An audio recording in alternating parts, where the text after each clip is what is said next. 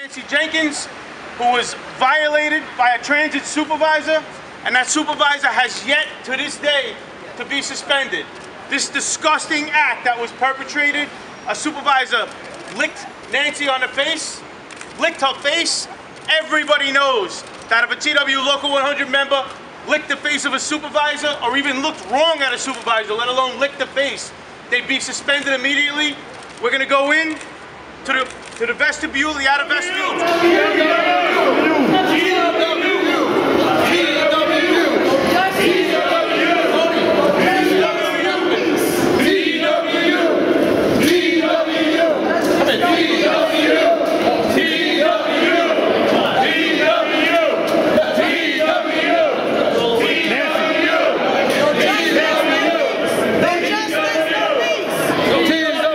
TWU Local 100, we are the Transport Workers Union in New York City, and we are outraged at the mistreatment of our female employees by the MTA.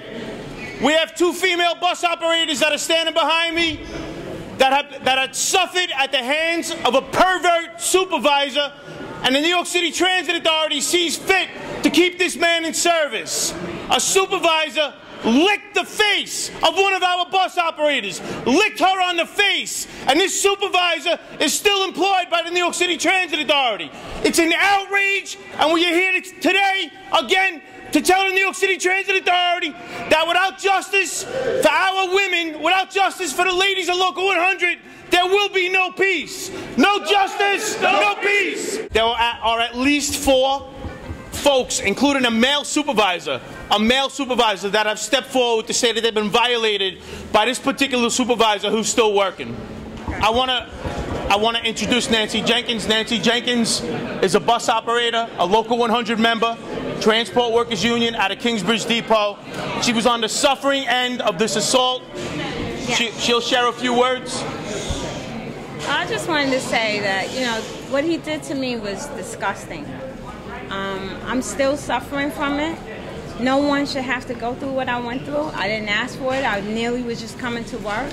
And the fact that he's still working, bragging about that he's working better than he was before, it's disgusting and it hurts. I didn't know that I was working in an environment where there was a double standard for a subordinate and a supervisor. I never knew that. I thought that when you say zero tolerance, it meant for everybody, but I guess not in this environment. Right. So all we're looking for is fairness and justice, to have him removed and pending the investigation.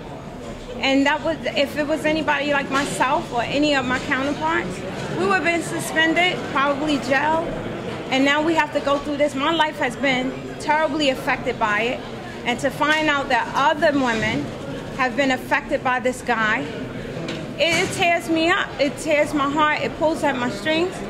And I just want everybody to understand that this is not a ploy to hurt anybody. We're just wanting the truth to be told, and we want some justice. That's all we're asking for. I shouldn't have to come to work and have to deal with that. I have other things going on with my life as well. We all have our own life outside of here, and I should not have to come to work and be subjected to something like this. And that's all I have to say. We have another Local 100 member, Teresa Garcia, who wants to come to the microphone and talk a little bit about the same supervisor. Hi. I've known this guy since 1999 when he was a bus driver. And when I was brand new on the job, that's when I came in, and he started his sexual harassment then. But I never said anything because I was brand new on the job. I was afraid of backlash, afraid of losing my job. But he never touched me back in '99. Never touched me. Just was very vulgar, very nasty. But I never saw him again for 13 years until till he came to KB in January. And when he came in January, he pulled me through the window and our crew window and tried to kiss me. And I was able to move my face fast enough that he kissed me on the side of the face. But my point is, in '99 he wasn't touching. But as soon as he becomes a dispatcher, he's touching. He's grabbing women. He's not only being vulgar, now he's touching. And, you know, what's the next step? What's next? Next is he's one step away from rape. So, you know, Thank you. That's the reason why I'm coming forward. Because I could have ended this in 99, maybe I could have made a difference then, but I didn't. And I just wanted other women to know, new people that are on the job, if something like this is happening to you, speak up, because look where it's gotten, because I didn't say anything. Now I'm saying something, and hopefully something will be done. There you go. Amen.